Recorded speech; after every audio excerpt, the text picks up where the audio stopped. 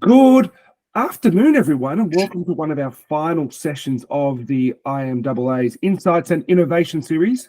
And we have our amazing guests and good partners at Channel 7 who have had quite a few headphones in the last last week. I'm going to introduce the amazing Peter Charles. A lot of you guys know Pete, one of the true gentlemen of the industry. And also Alex as well, who's head of advanced advertising, which is just a title that I think everyone is envious of.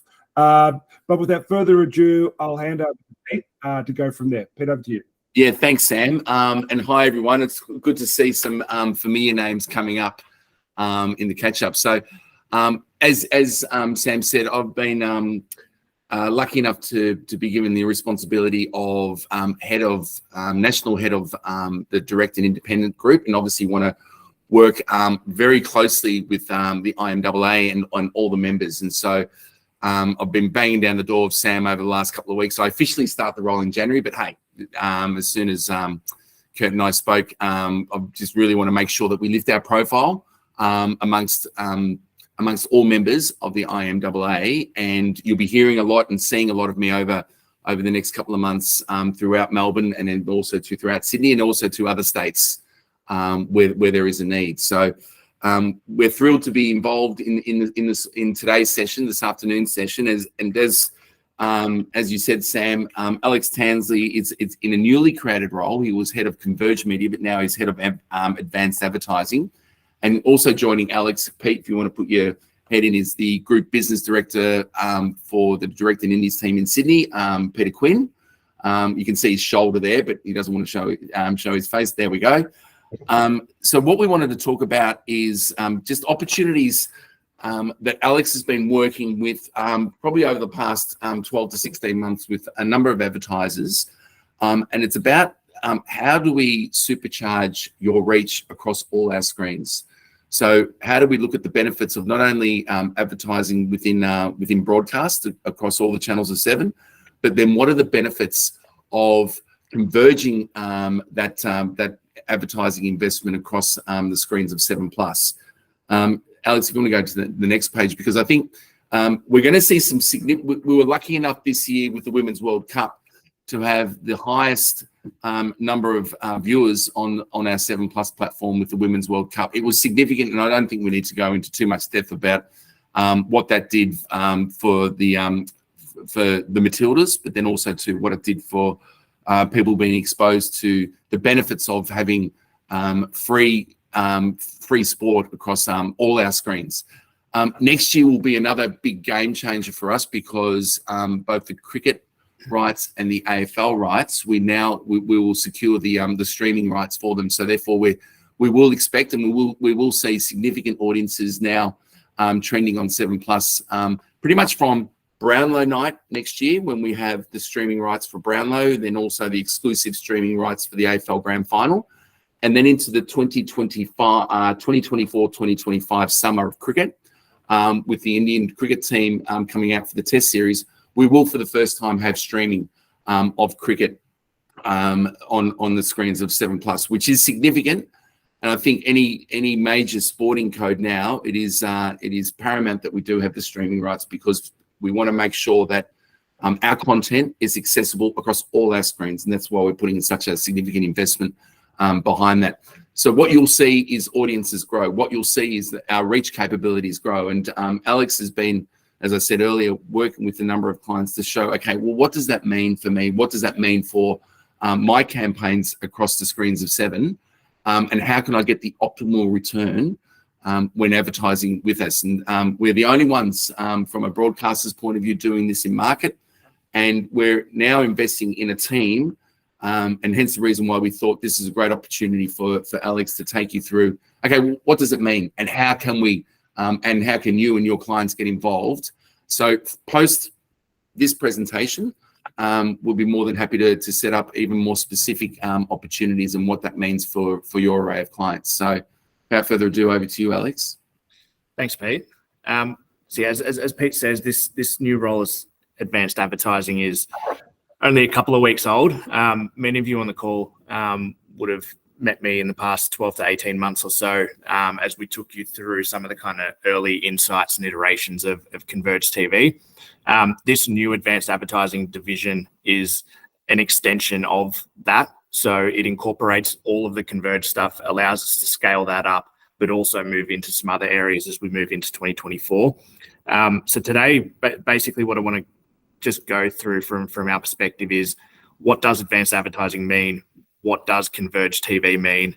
And what are the next iterations of this? For Seven, there's a really big announcement from our upfronts was the launch of Phoenix, which is our new technology suite that essentially is purpose-built to enable a converged view of all of our audiences in one place. So I'll touch on that and what that means at the end.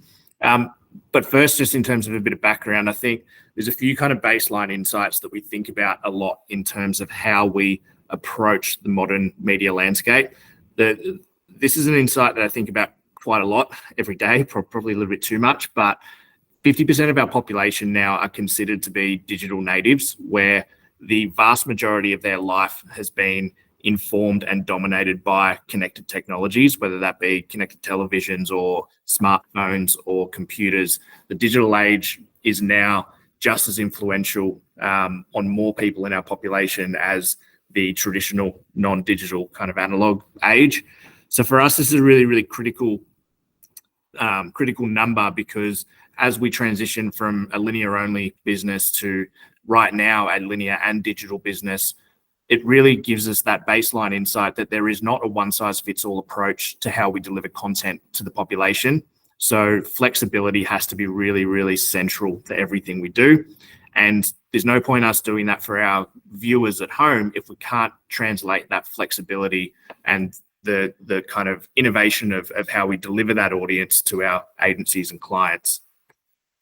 But as we would expect, when things are moving quite structurally across the population, complexity becomes really significant and complexity continues to grow. I think as an industry, we are obsessed with acronyms, we're obsessed with new terminology, and we're obsessed with ways to differentiate ourselves. Now, that can be a good thing, but at times it just leads to confusion, too many different things in market. And if I was an agency or an advertiser, it would be incredibly difficult to navigate not just television, but every different media and all the different innovations and products that are now flooding the market.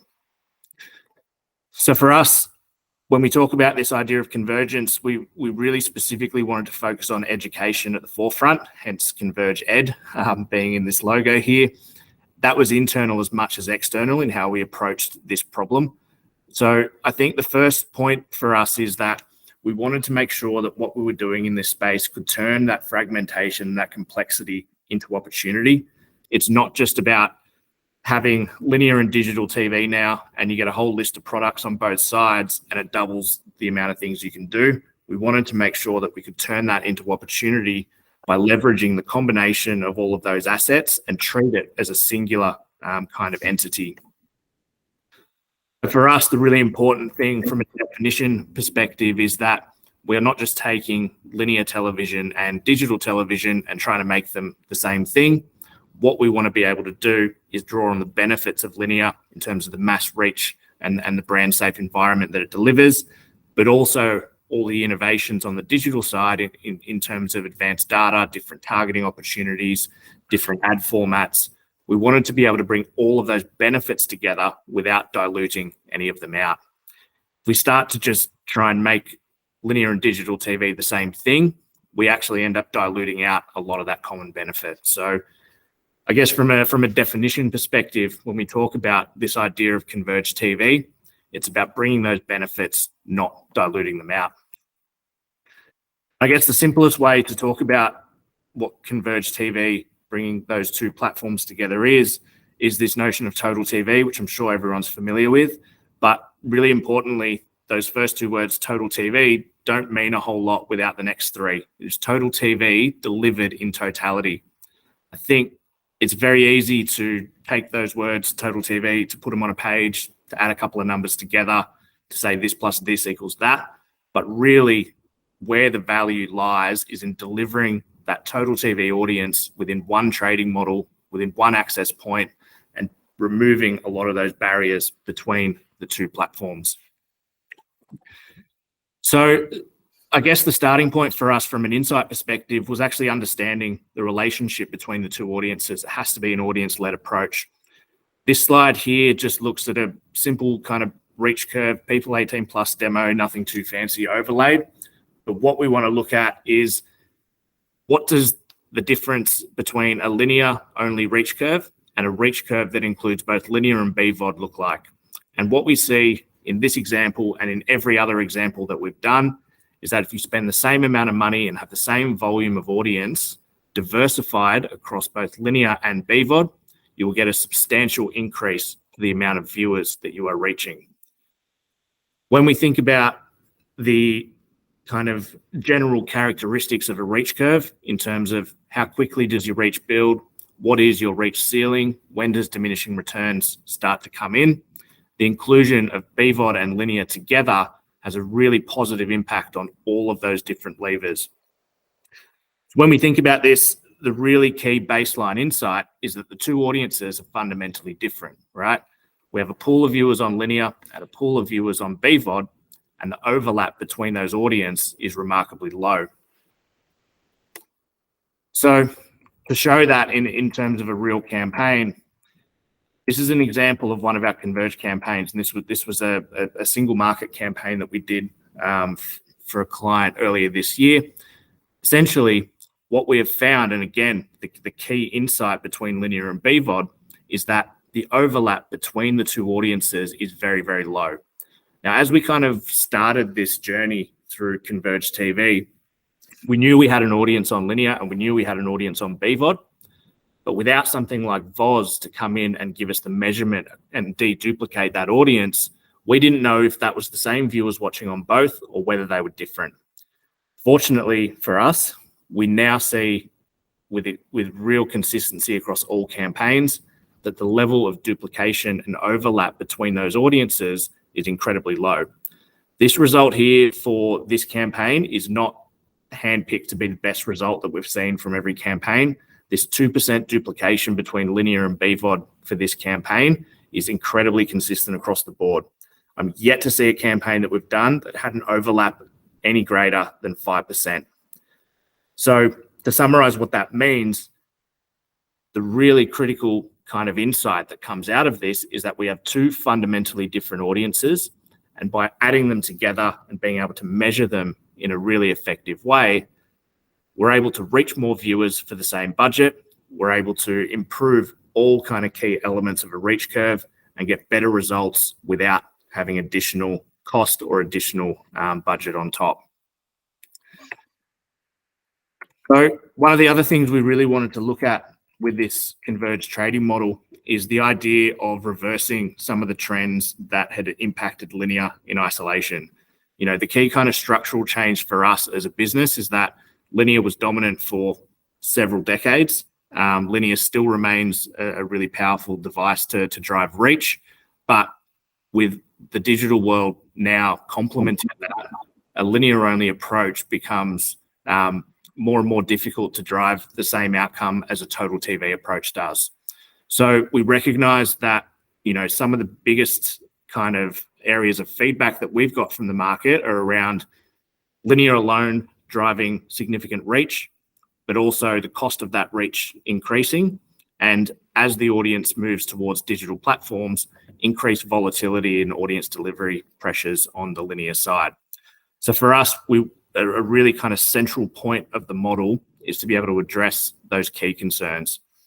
This slide here demonstrates a few examples, and again, these are consistent across the board in all the kind of case studies that we do, about how significant the improvements to cost per reach point in particular can be by adding BVOD and linear together and treating them and optimizing in a converged way. What this slide shows is that to get the same volume of reach in two different scenarios, a linear only example and a converged linear and BVOD example, you can get the same level of reach at many different points of the reach curve for a 40% reduction in the total cost. The reason that's really, really important for us is that we want to be able to come to you and say we can reverse several years of cost per reach point inflation that linear TV has faced over the last few years as audiences continue to shift towards digital streaming of our content. So I guess to sum up what we're trying to achieve with this converged model, so there's three kind of central pillars that we are looking to deliver. And this is not just for our converged model, but for our broader business and our broader advanced advertising area in particular. Effectiveness is obviously a really critical component. We have to be able to demonstrate better reach, better metrics that ultimately will deliver better ROI and significant improvement to all your different brand KPIs. So again, that key insight that diversifying your audience across the platforms will give you a significant benefit to reach. That's a really central part of the model. We're not fundamentally changing the way we measure things. Reach and frequency and all those kind of key metrics are still really important. But what we want to be able to offer is a different mechanism to get there. And with this trading model, we believe we can. Secondly, efficiency is really important. There's no point us developing this new Total TV converged model if it's going to take everyone 10 times as long to activate and it becomes more complicated and not less. So efficiency is twofold. It's cost efficiency, but it's also time efficiency. We don't want things to be harder. We want things to be easier. So ease of trade has to be front and center to the model, but then we also have to be able to show benefits to cost inflation and different cost efficiencies and efficiency in terms of the utilization of that total TV audience. And then certainty is a really key one as well. You know, as I mentioned before, as linear audiences continue to shift towards digital platforms and towards 7+, it becomes more volatile on the linear side, but in totality, by having the ability to follow the eyeballs where they are, that enables us to put a 100% audience delivery guarantee on all converged campaigns. We remove any notion of tolerances, any notion of make goods within the converged trading model, 100% audience delivery guarantee within the campaign window. That's really critical. So these three pillars are kind of central to everything we do in this space. It has to be better and more effective, has to be easier and more cost efficient, and you guys have to have certainty that we're going to deliver what we say we'll deliver. That's kind of the simplistic view of how we approach this and how we're going to move things forward within this model. So far to date, we've done close to 50 odd converged campaigns in different shapes and forms. These are some of the results that we've seen from some of those campaigns across the year so far. So in terms of what all these numbers mean, this is the incremental reach result of some of our converged campaigns. Now, to get these numbers, what we actually do is we create a kind of control campaign that runs against the converged campaign. That gives us a comparison point to say, what would we have done if we were just spending the whole budget in a traditional way, which is a linear only approach, compared to the result that we actually achieved from spending that budget and optimizing that budget across the different platforms. Now, all of these numbers here reflect different demographics, different months of the year, different products, different categories, different budgets. Some of them are $15,000 budgets, some of them are $400,000 budgets, some of them are 2 weeks, some of them are 8 weeks. There's a whole different array of different campaigns. Fortunately for us, the way we see these results manifest does so across all different campaign parameters, across all different demographics throughout the entire year. Again, the reason for that is because we know that baseline insight that the two audiences on both linear and BVOD are fundamentally different pools of viewers. So if you add any BVOD viewer into any linear viewer, the probability that they are going to be different people is really, really high, regardless of what the other parameters of a campaign are. For us, that's really important because it gives us confidence to be able to say to you guys that we can consistently guarantee really strong results within this model. What I will say is there's obviously some variance with certain demographics. Younger demographics in particular is an area of massive opportunity. So people 18 to 39, 18 to 49, even the 25 to 54s is really, really strong. So some of those bigger numbers there reflect some of those demographics. But even we've done some on people 55 plus demographics, and we still see really strong results. So I'm just going to give you a very quick overview of how it works. This can kind of be its own 2-hour presentation in its own right, but essentially, I just want to go through the 3 steps of how we activate and deliver on a converged campaign and how we turn some of this thinking into a real life kind of example. So VOZ gives us the ability to optimize the allocation of our revenue or of our budget and of our audience across the platforms, right? So if we take this chart here, which is just optimizing a very straightforward people 25-54 100 TARP campaign, what we use VOZ to do is essentially optimize different allocations of that budget or that audience to linear and different allocations to BVOD. And then what we want to see and what VOZ will tell us is what the optimal allocation should be to generate best result for each campaign.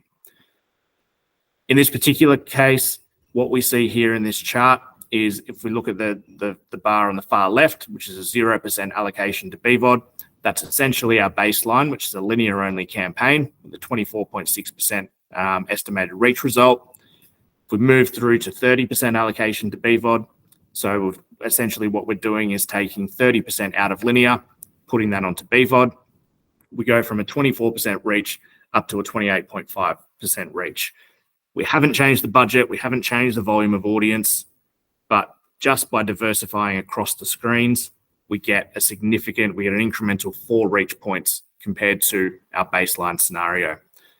So this is the starting point. When we look at these types of campaigns, we want to know how much should go where and why should it, right? And the reach results, depending on the KPIs, if it's a 1+, a 3+ reach, no matter what it is, we optimize to those KPIs and we get the best allocation.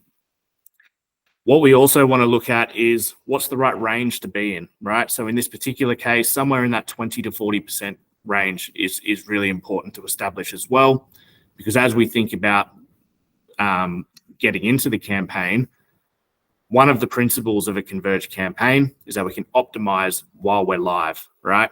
But what we don't want that to be is rebranding make goods and saying, if we're under delivering on one side, we just load up on the other.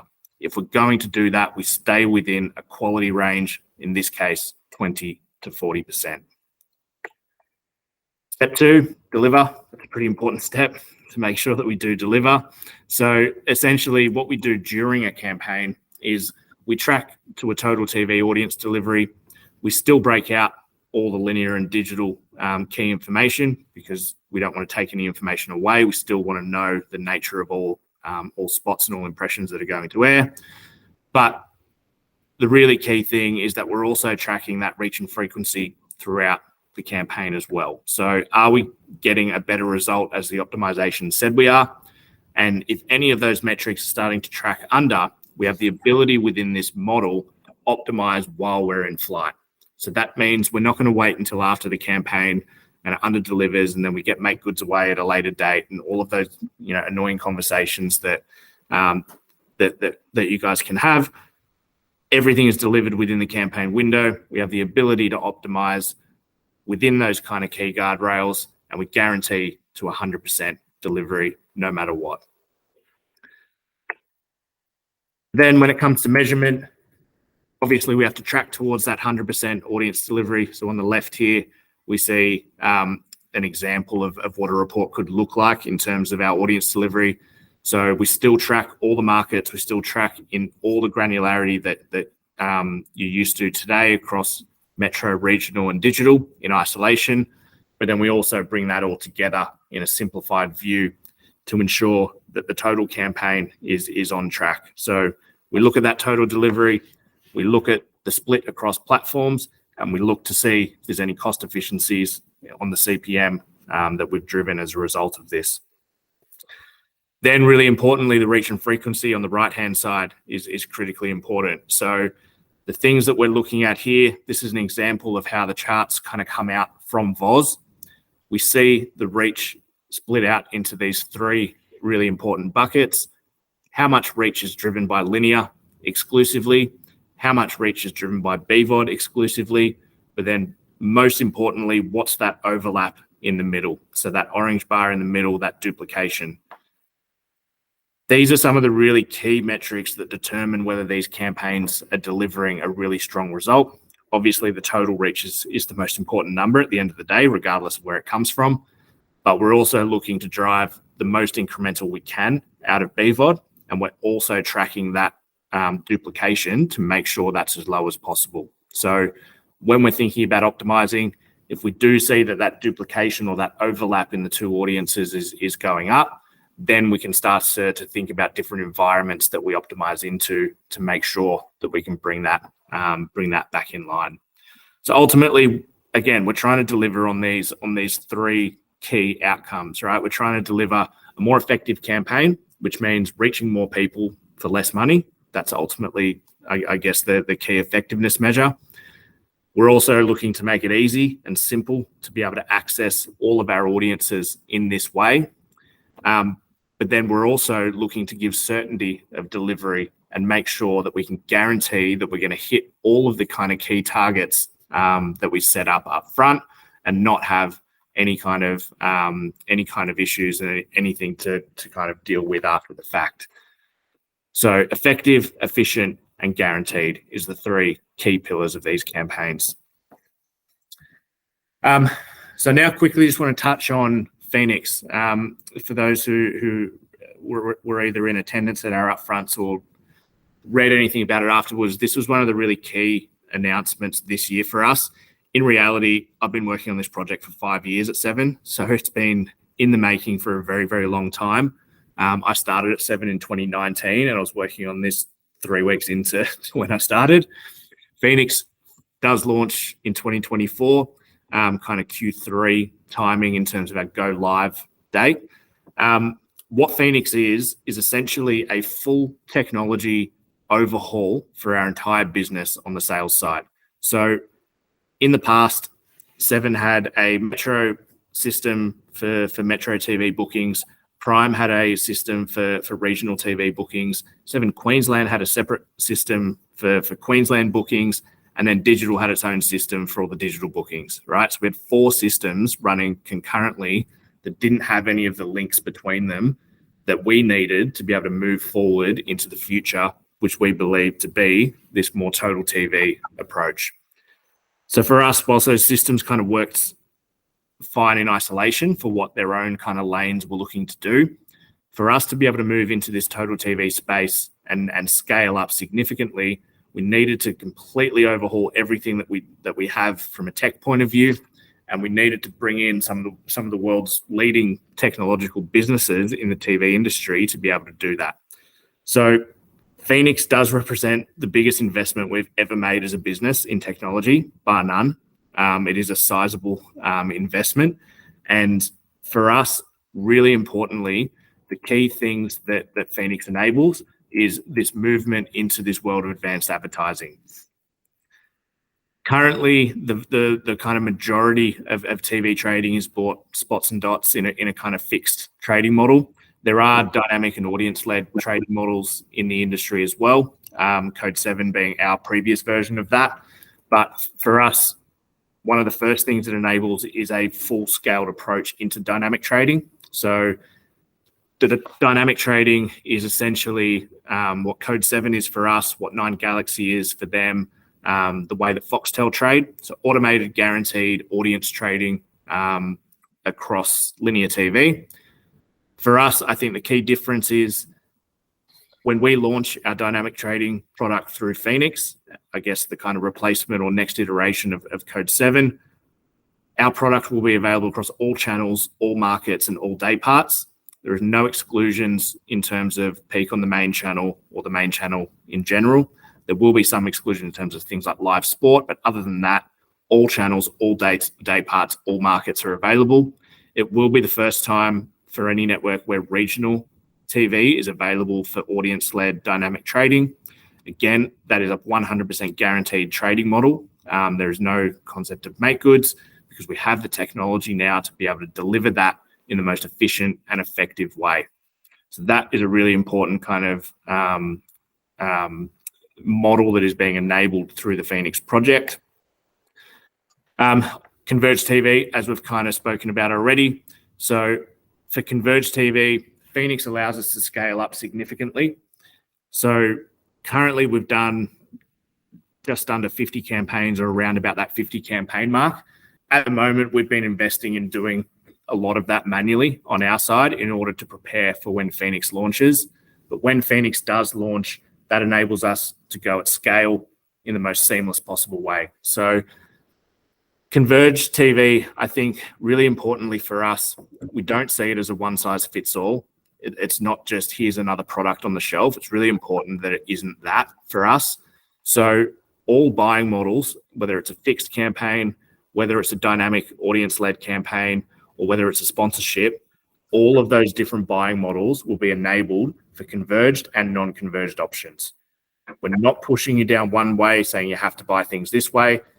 We very much believe in the idea of plug and play your own way, but we also want to make every single model available within a converged and a non-converged way. So if you want to have linear and digital on the same campaign, regardless of the trading model, you're able to do that through Phoenix.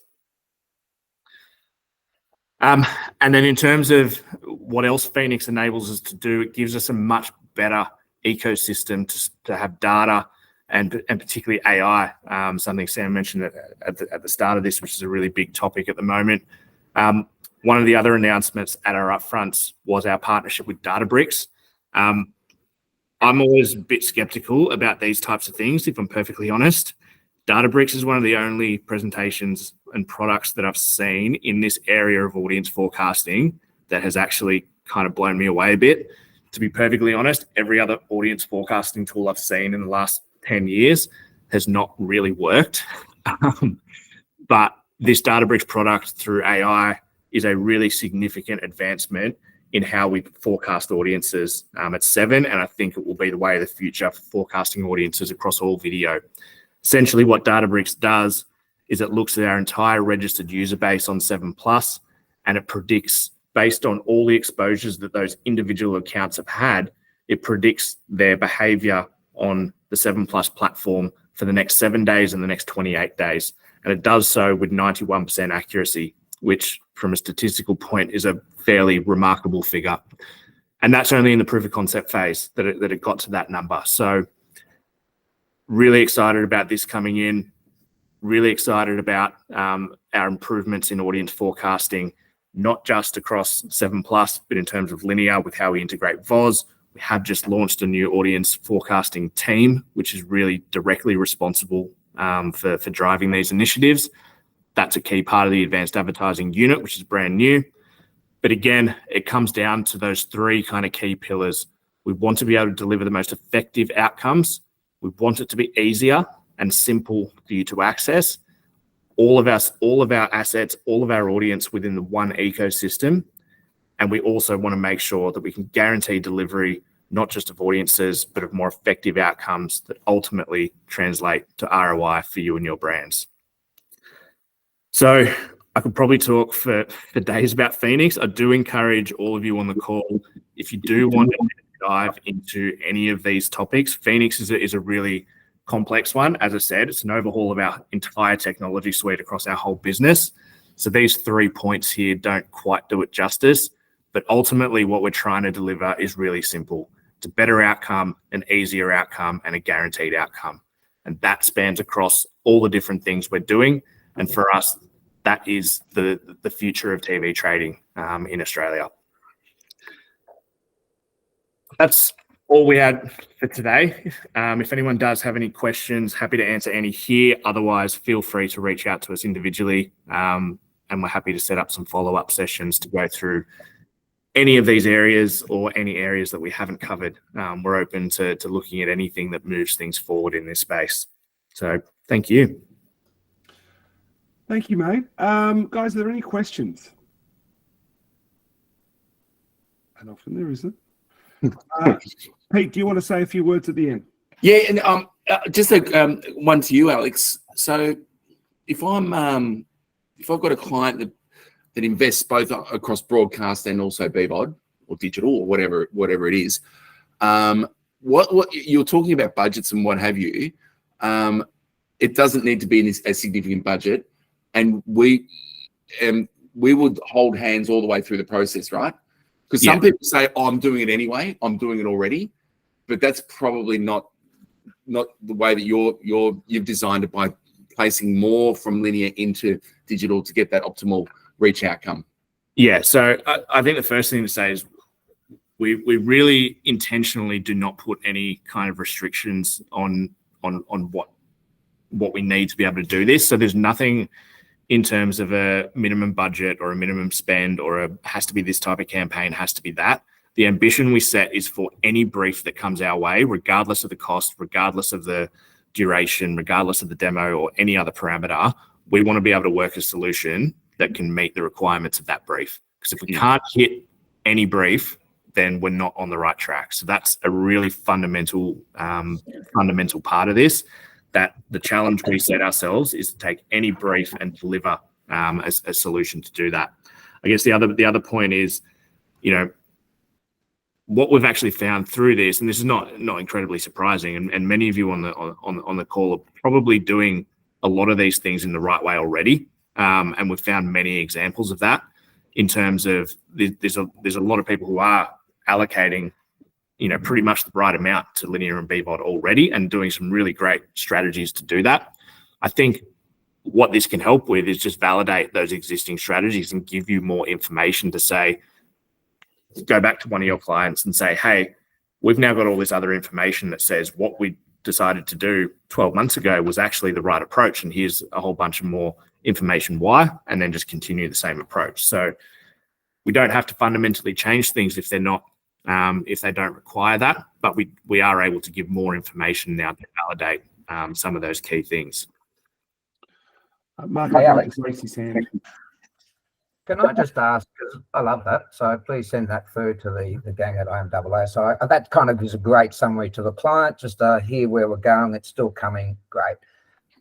It's not everything's going to be 100% Seven, so I'm just wondering about the back end where you've got, you're buying with those other people at that 9 network, and how does how are we going to measure the combined as opposed to the single network reach? Yeah, so I mean, at the end of the day, there's no reason why you couldn't do this across all networks, right? Because the key kind of unifying data set is VOZ, and that is an industry data set. So if you had a campaign today that was booked across linear and BVOD across all 3 networks, we are able to measure that across all 3 networks and get a combined result. I think where the differences will come in are in the kind of specifics around how we actually transact it, might be slightly different, but if you're buying audience across all the networks, you can measure that audience across all the networks in a fairly straightforward way. Obviously, we won't have visibility over what you're buying elsewhere, but ultimately, it's fairly straightforward today to be able to do that. We'd be happy to help you out with how to best go about getting all the things you need to do that. Yeah, cool. No worries. Thanks, mate. Another way, Mob, also is you can buy. You could put all your funds through Seven as well to make it even easier for you. So just think of that in the future. Yeah, just throw back to sales first on the call. That's a good idea, Charlesy. That's a great idea. The other thing I will say to that is the last thing we want with this converged model is for it to fragment the market more. So we take the view of we want to be the best at this at Seven compared to our competitors, but we don't want to be the only people doing this, because then it makes things more confusing, not less, for all of our partners. So we encourage, I think the best case for all of us is that we're able to move the industry forward with all the networks doing things in this kind of way. There'll be some differences and some USPs that all the networks try and deploy, but I do encourage you, if networks are resisting to, it is an industry thing we're trying to deliver here, but we want to be the best at it, of course. I guess where is the industry at coming together with, the similar system to make it easier for us to be able to do all this stuff?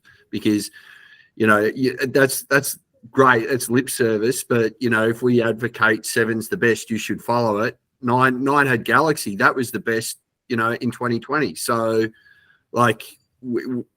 in reality, 5 years in the making, where are we at?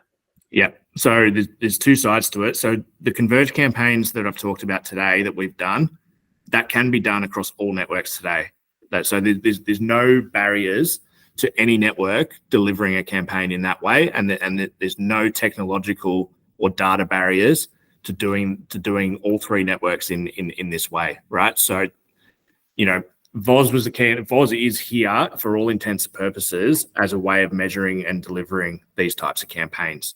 The only, I guess, the second point to that is from a programmatic perspective on digital, VOZ streaming is probably the last piece to come in, which enables this type of measurement for campaigns that are bought through the trading desks. That's probably the last piece of the puzzle to make sure that this is available across all campaigns, regardless of the buy type. But from our perspective, it's not that we have something that fundamentally allows us to kind of do things in this way. All the networks should be able to deliver this, and you know, it's just a matter of being willing to kind of move the model forward and think about it in a different way. That's kind of my perspective on it. So VOZ is enabled to do all the things we need it to do in this space. So there's no data and technology limitations for a standard campaign. And I guess that's why we've gone to the trading desk and the programmatic way, because it's the only way that we can get consistency across all three. Yeah, Once exactly. you guys all get your act into gear, you know, money will go through those platforms. Yeah, and that has been the case. I think, you know, you've had through the desk, you've had the ability to go across networks with your frequency capping and different things like that.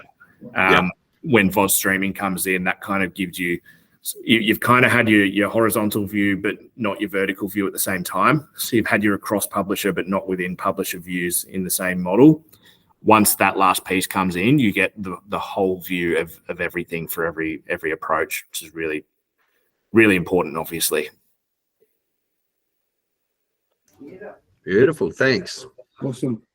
Any other questions, guys? So Alex, when you were talking about the completed probably Q3 2024, is that the whole lot, or is that just stage one? Yeah, no, that's the last. That's the final phase. So phase one's already launched at kind of mid this year or earlier this year, which was replacing out our digital order management systems. The last and final phase. So the thing is, for Converged TV, because it's everything, you need everything to be done for that to be enabled. So September, October is kind of is the date where our first kind of broadcast spots go to air. So you'll actually be buying within the Phoenix system from probably about June, when the inventory opens for that period. So our launch date is actually like March or April, and everything's pretty much done and ready to go. We have to prep everything and get all the ratings and everything in there. But then the first spots that go to air will be in that kind of Q3. Probably, I think September's the most likely cut over date for that. One more question. Do you reckon Nielsen spot monitoring are out of a job based on the new ways of, recording placements? I mean, there's still a place for spot monitoring. There's still. Oh yeah. So I don't think so. I think while linear TV exists, there'll still be a place for those things. I think there's going to be an evolution in a lot of the industry, like auditing places and different things like that. As this type of buyer becomes more prominent, there's going to be some changes that happen in some areas of the industry. We welcome that, and we're trying to input where we can to help the industry move forward in all those places. But yeah, I won't speak too much for their side, but I'm sure they're still relevant. Yeah.